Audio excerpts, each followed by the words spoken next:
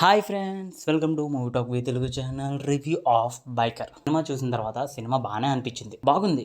యాక్చువల్గా మనకి స్పోర్ట్స్ బ్యాక్డ్రాప్లోని చాలా సినిమాలు వస్తాయి.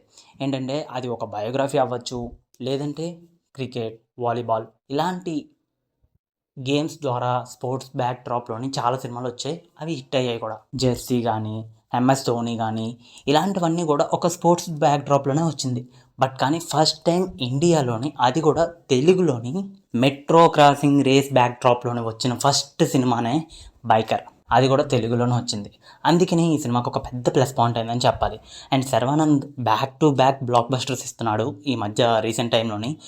అదొక విషయం. రీసెంట్గా సంక్రాంతిలో ఫ్యామిలీ ఎంటర్టైన్మెంట్ మూవీతో వచ్చాడు. ఇప్పుడు సోలోగా ఒక స్పోర్ట్స్ బ్యాక్డ్రాప్లోని, father and son emotional bike sports బ్యాక్డ్రాప్లోని వచ్చిన సినిమానే బైకర్.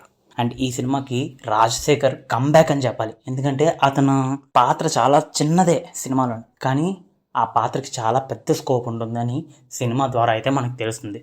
ట్రైలర్ చూస్తేనే మనకి స్టోరీ అర్థమైపోతుంది. హీరో ఒక బైక్ రేసర్.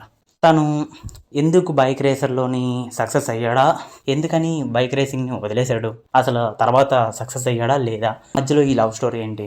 చాలా రొటీన్ కథ, కానీ బైక్స్ మీద పెట్టిన సీన్స్ గూస్బంప్స్ వస్తాయి థియేటర్లోని. అండ్ జిబ్రాన్ ఈ సినిమాకి బీజిఎం అయితే ఒక పెద్ద ప్లస్ పాయింట్ అని చెప్పాలి. సినిమాలోని బైక్ సీన్స్ మధ్య వచ్చే బీజిఎం అయితే మనకి చాలా అంటే చాలా బాగుంటాయి. శర్వానంద్కి రాజశేఖర్కి మధ్య వచ్చే ఒక ఎమోషనల్ సీన్స్ కానీ, అలాగే డైలాగ్స్ కానీ బాగా వర్కౌట్ అయ్యాయని చెప్పాలి. అండ్ ఓవరాల్గా సినిమా రివ్యూ చెప్పాలి అంటే, సినిమాలో కొత్త కథని ఎక్స్పెక్ట్ చేయొద్దు. ప్రతి స్పోర్ట్స్ బ్యాక్డ్రాప్లోనూ వచ్చే సినిమాలు ఇష్టపడే వారికి ఈ సినిమా తప్పకుండా నచ్చుతుంది. ఇది ఒక బయోగ్రఫీ అయితే కాదు, బట్ కానీ రియల్ ఇన్సిడెంట్స్ని బేస్ చేసుకుని తీసుకున్న సినిమానే ఈ బైకర్, కాబట్టి ఇది ఒక పెద్ద ప్లస్ పాయింట్ అయింది. అండ్ బీజిఎం బాగుంది, ప్రొడక్షన్ వాల్యూస్ బాగున్నాయి, శర్వానంద్ యాక్టింగ్ బాగుంది, రాజశేఖర్ గారి యాక్టింగ్ బాగుంది. అండ్ సెకండ్ హాఫ్లోకి వచ్చే కొంచెం రొటీన్ క్లైమాక్స్ తోటి ఎండ్ చేసేశారు.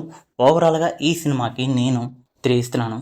సినిమా చూడకపోతే సినిమా చూసిన తర్వాత మీ ఒపీనియన్ కామెంట్లో పెట్టండి. అలాగే మరిన్ని రివ్యూస్ కోసం మన ఛానల్ అయితే సబ్స్క్రైబ్ అయితే చేయండి.